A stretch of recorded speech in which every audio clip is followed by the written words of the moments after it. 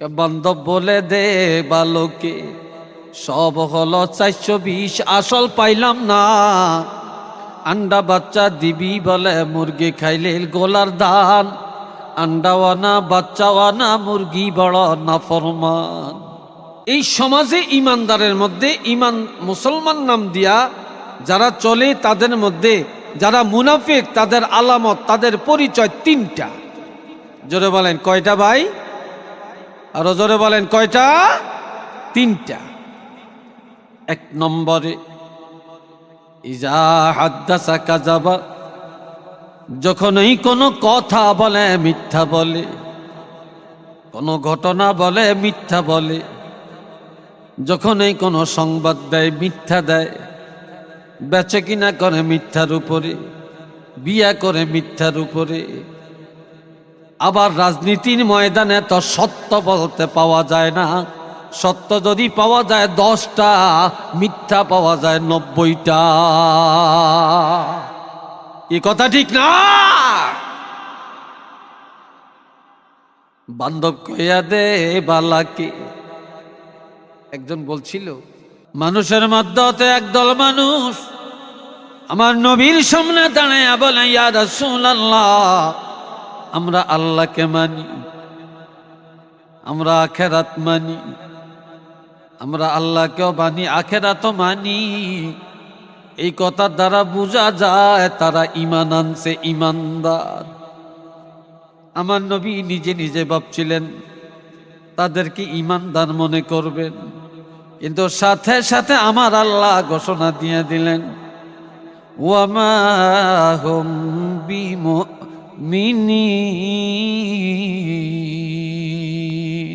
হাবিব, যারা বলে আল্লাহকে মানি আখিরাত মানি, আপনি তাদেরকে ঈমানদার বলবেন না, বলবেন না। কারণ আমি আল্লাহ ঘোষণা দিলাম তারা ঈমানদার না, তারা বেঈমান, তারা ঈমানের নামে মুনাফিক। তাদের মতো মুনাফিক আর কেউ নাই, তারা মুনাফিক। একটু নাউজুবিল্লাহ কন না, আর একটু চিল্লিয়ে কন, আরো জোরে কন। এখন এটার কারণ কি? এটার মূল কারণ তারা বলে আমরা আল্লাহকে মানি, আমরা আখিরাত মানি। তাদের অন্তরের মুনাফিকিটা হলো তারা আপনার রাসূলুল্লাহরে নবী মানে না, তারা আপনার নবী মানে না, তারা আল্লাহরে মানে, তারা আখিরাত মানে। আপনি রাসূলের যদি না মানে তারা তো মুনাফিক, তারা তো ঈমানদার না। আর আল্লাহ যত নিয়ামত দিয়েছেন, সবচেয়ে বড় নিয়ামত আল্লাহ আমাদেরকে আল্লাহর হাবিব রাহমাতুল লিল আলামিন নবীজির উম্মত বানাইছে। এটা আল্লাহ সবচেয়ে বড় দয়া করছে, ঠিক কিনা? এরপরে আল্লাহ সবচেয়ে বড় নিয়ামত 30 পারা কোরআন দিলেন। এরপরে আল্লাহ আমাদেরকে 5 ওয়াক্ত নামাজ দিলেন। আল্লাহ পাক আমাদেরকে 1 মাস রোজা দিলেন। আল্লাহ পাক আমাদেরকে হজ করার ক্ষমতা দিলেন, হজ ফরজ করলেন।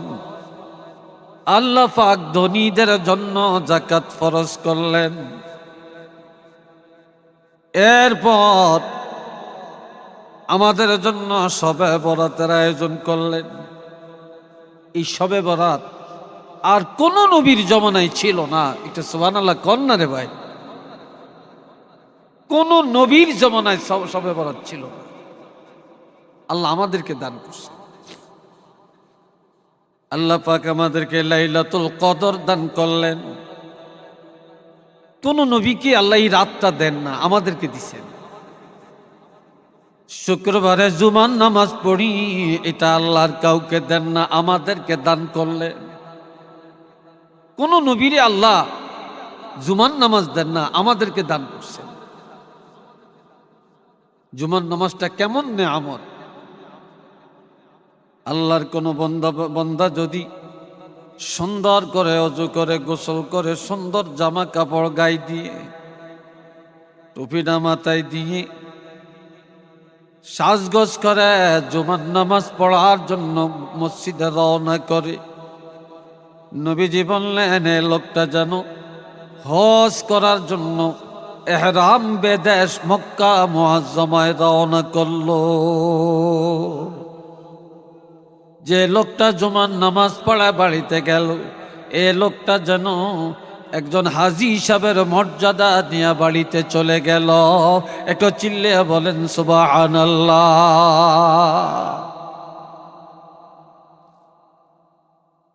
আল্লাহ কত নিয়ামত দান করছেন। আল্লাহ কিয়ামতের ময়দানে যারা প্রথম কাতারে জান্নাতে যাবে, তারা আল্লাহর নিয়ামতের শুকুর আদায় করার কারণে জান্নাতে যাবে। এই জন্য আমার আল্লাহ সূরা বাকারার মধ্যে বলছেন ফাজকুরুনি আযকুরকুম ওয়াশকুরুলি ওয়ালা তাকফুরুন।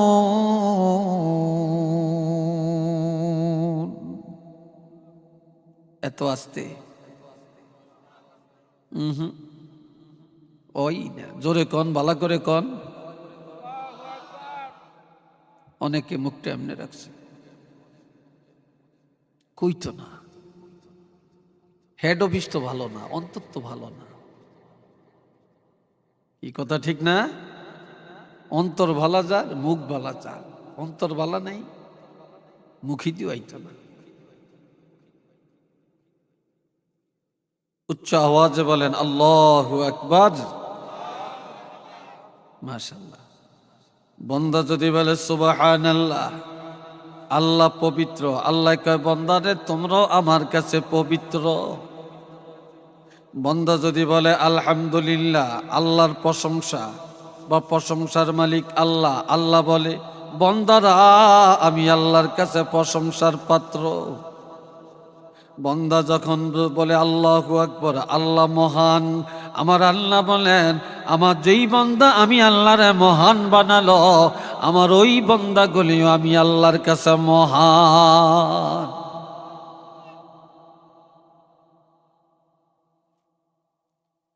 আল্লাহ এ বন্ধুরা নে আমার আল্লাহ বলেন ফাজকুরুনি আযকুরকুম। বন্দারে আমি আল্লাহ জিকির করো, আমি আল্লাহ তোমাদের জিকির করব। তোমরা আমাকে ডাকো, আমি আল্লাহ তোমাদেরকে ডাকবো। আমরা ডাকবো কিভাবে, আল্লাহ ডাকবে কিভাবে? আমরা স্মরণ করব কিভাবে, আল্লাহ স্মরণ করবেন কিভাবে? তাফসীরে আসছে ফাজকুরুনি বিল ইবাদাতি। বান্দা ইবাদতের মাধ্যমে আমি আল্লাহকে স্মরণ করবে।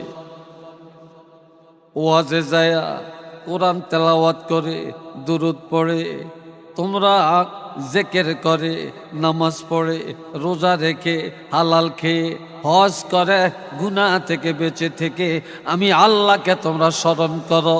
আর যখন ইবাদতের মাধ্যমে আমি আল্লাহকে স্মরণ করবে, আযকুরকুম বিনিআমাতি, আমি আল্লাহ স্মরণ করব আমার নিয়ামত দিয়া, ওয়ার রহমতে রহমত দিয়া, ওয়াল মাগফিরাতি, আমি তোমাদেরকে স্মরণ করব তোমাদেরকে ক্ষমা করে দিয়া। আওয়াজ দিয়া বলেন না সুবহানাল্লাহ।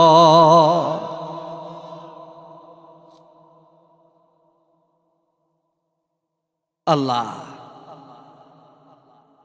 এই ভাইরারে আমার এরপরে বললেন ওয়াশকুরলি ওয়ালা তাকফুরুন।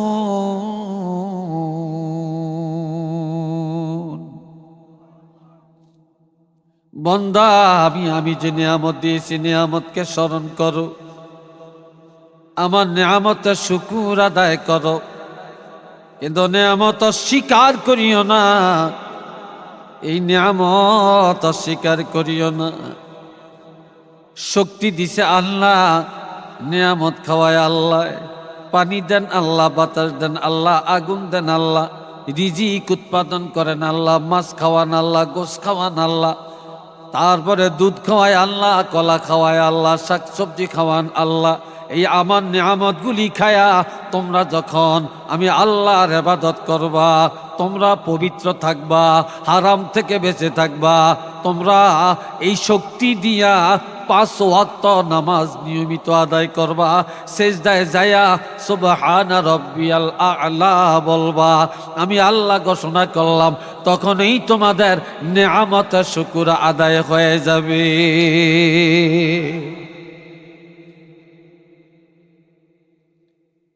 এখন নিয়ামত ভোগ করি আল্লাহর, কাম করি শয়তানের, নামাজও পড়ি না, হারাম খাই, সিটারি করি, বাটপারি করি, জুলুম করি, ধোকাবাজি করি, মুনাফিকি করি। একটু নাউজুবিল্লাহ কোন না রে ভাই।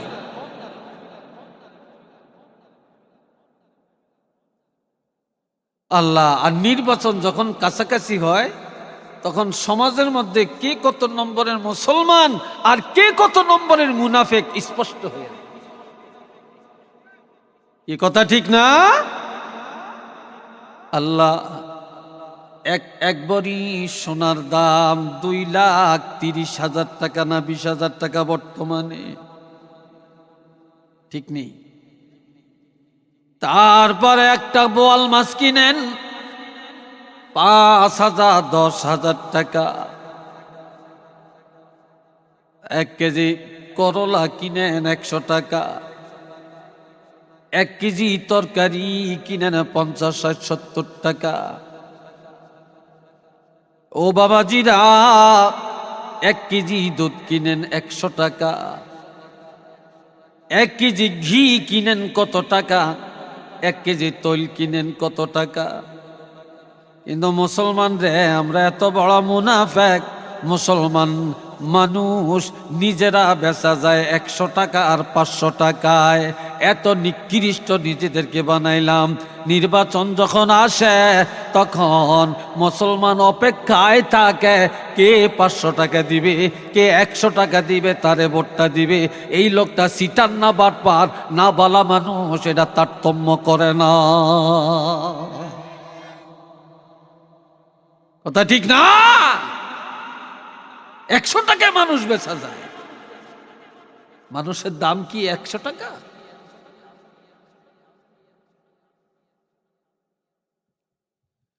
আল্লাহ বন্ধুরা রে আমার, কেউ কারোর সাথে কথা বলবেন না, দিলের কানে আমার দিকে তাকিয়ে কথাগুলো শুনেন।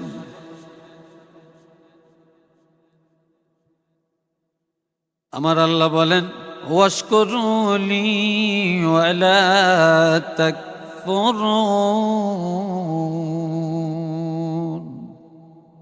বান্দা, আমার নিয়ামতের শুকর আদায় করো, তবে আমার নিয়ামত অস্বীকার করিও না। আমার নিয়ামত ভোগ করিয়া আমি আল্লাহর এই নিয়ামতের শক্তি দিয়ে আমি আল্লাহকে স্মরণ করো, আমি আল্লাহর দাসত্ব করো। তবে কোন তো অন্যের নিয়ম নীতিতে না, কারো মতে না, আমার হাবিব রহমাতুল্লিল আলামিনের সুন্নত তরিকায় আমি আল্লাহর ইবাদতগুলি করো।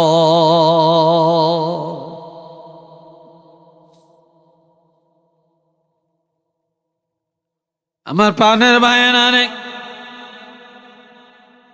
কাফেররা কুফরি করে তারটা নিয়ে সে আছে, মুশরিক শিরকি করে তারটা নিয়ে সে আছে। কিন্তু আমরা যারা ঈমানদার, আমরা যারা মুসলমান, এক আল্লাহকে মানি, আখিরাত মানি, রিসালাত মানি, বেহেশত বিশ্বাস করি, দোজখ বিশ্বাস করি, আমরা যারা ফেরেশতা বিশ্বাস করি, আমরা যারা কবরের আযাব বিশ্বাস করি, সুখ শান্তি বিশ্বাস করি, করি কি না?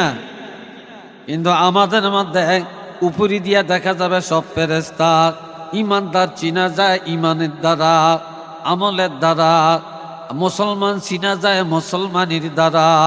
কিন্তু সমাজের মধ্যে কিছু মুনাফিক আছে, এদেরকে চিনা যায় না, চিনা যায় না।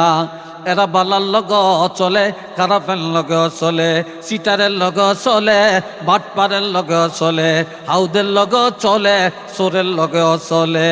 এরা হিন্দুর বাড়িতে যায়, মুসলমানের বাড়িতে যায়, এরা পূজার মধ্যে যায়, আবার মসজিদও যায়। একটু চিল্লে বলেন নাউজুবিল্লাহ। কথা ঠিক না? আবার পূজা আর রোজারে সমান বানায়, এর মধ্যে ভুল করে না, কি ঠিক না?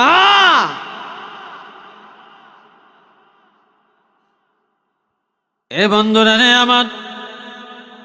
আমার প্রাণের নবীজি একদিন অসংখ্য সাহাবীদেরকে নিয়ে আলোচনা করেন।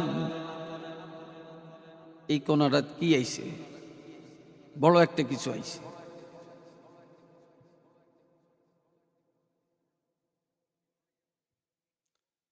আল্লাহ, রসগোল্লা মিঠা না তিতা?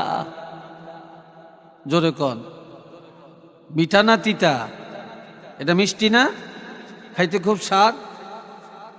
যার বিষম ক্ষেত্র জ্বর, টাইফয়েড জ্বর, কয়েকদিন হেতের মুখে রসগোল্লা দিলে কেমন লাগবো? কিরে ভাই, কথা কয় না কা? তিতা লাগবো নি? অনকে রসগোল্লা দোষ না, এটা জিব্বার দোষ। হ্যাঁ, কারণ কোরআন হাদিসের কথা, হক কথা বড় মিঠা, হক কথা বড় মিঠা, বড় স্বাদ, বড় মিষ্টি। হারাম খায়া, হারাম পথে চলিয়া, মিথ্যা কথা কইয়া, মুনাফিকি করিয়া, নবীর দুশ্মনী করে, বাটপারি সিটারি ধোঁকাবাজি করে, অন্তরটারে এমন খারাপ বানাইছে, এখনো কোরআন হাদিসের মিষ্টি কথাগুলো একদল মানুষের কাছে তিতা লাগে। ঠিক নেই? অথচ কোরআন হাদিসের বাস্তব কথাগুলি লাগবে ভালো, লাগে তিতা। এই জন্য ওয়াজে মন বসে না, খালি লেফট রাইট, লেফট রাইট। ঠিক নেই? এ বাবাজি নানে আমার, নবী যখন আলোচনা করেন, একদল মুনাফিক এরা বলে আমান্না বিল্লাহি ওয়া বিল ইয়াউমিল আখির ওয়া মিনান নাসি মান ইয়াকুলু আমান্না বিল্লাহ। মানুষের মধ্যে একদল মানুষ আমার নবীর সামনে দাঁড়ায়া বলে, ইয়া রাসূলুল্লাহ, আমরা আল্লাহকে মানি, আমরা আখিরাত মানি, আমরা আল্লাহকেও মানি, আখিরাতও মানি। এই কথার দ্বারা বোঝা যায় তারা ঈমান আনছে, ঈমানদার। আমার নবী নিজে নিজে ভাবছিলেন তাদেরকে ঈমানদার মনে করবেন, কিন্তু সাথে সাথে আমার আল্লাহ ঘোষণা দিয়ে দিলেন, ওয়ামা হুম বিমুমিনিন। হাবিব, যারা বলে আল্লাহকে মানি, আখিরাত মানি, আপনি তাদেরকে ঈমানদার বলবেন না, বলবেন না। কারণ আমি আল্লাহ ঘোষণা দিলাম তারা ঈমানদার না, তারা বেঈমান, তারা ঈমানের নামে মুনাফিক। তাদের মতো মুনাফিক আর কেউ নাই, তারা মুনাফিক। একটু নাউজুবিল্লাহ কন না, আর একটু চিল্লিয়ে কন, আরো জোরে কন। এখন এটার কারণ কি? এটার মূল কারণ, তারা বলে আমরা আল্লাহকে মানি, আমরা আখিরাত মানি। তাদের অন্তরের মুনাফিকিটা হলো তারা আপনার রাসূলুল্লাহর নবী মানে না, তারা আপনার নবী মানে না, তারা আল্লাহরে মানে, তারা আখিরাত মানে। আপনি রাসূলের যদি না মানে তারা তো মুনাফিক, তারা তো ঈমানদার না। এই হদের মুনাফিক সমাজে আছে কিনা? আর একটু জোরে কোন, আছে কিনা? হ্যাঁ, মুনাফিক তো দুই নিটা বুঝে গেছে, কয় হুজুর কো দোয়া কবুল হয় না, অনকার হুজুররা ভালা না, ইমাম সাহেবরা ভালা না, দোয়া কবুল হয় না। আগের হুজুররা দোয়া করলে কেন বৃষ্টি পড়ছে, এখন হুজুর কো দোয়াই কবুল হয় না, কিন্তু নিজের দোষটা দেখে না। যেই সমাজের মানুষ সুদ খায়, যেই সমাজের মানুষ ঘুষ খায়, যেই সমাজের মানুষ নবীর সুন্নতকে অমান্য করে, নবীর মহব্বত অন্তর থেকে দূরে সরিয়ে দেয়, যেই সমাজের নারীদেরকে রাস্তায় নামিয়ে দেয়, যেই রাষ্ট্রের মুসলমান মুখে কয় একটা অন্তরে আরেকটা, যেই রাষ্ট্রের মানুষ আজান দিলে মসজিদে যায় না, যেই রাষ্ট্রের মানুষ হারামের লগে ভালার লগে খারাপটা মিশায়, খারাপের লগে ভালোটা মিশায়, যে মুসলমান কথায় কথায় মিথ্যার উপরে প্রতিষ্ঠিত, ওই এলাকায় পিশাব দিয়া দোয়া করলো দোয়া কবুল হবে না। যতক্ষণ সমাজের মানুষ ঠিক না হবে, তওবা না করবে, ততক্ষণ আল্লাহর দরবারে কোনো ইমামের দোয়া, কোনো আলেমের দোয়া কবুল করা হবে না।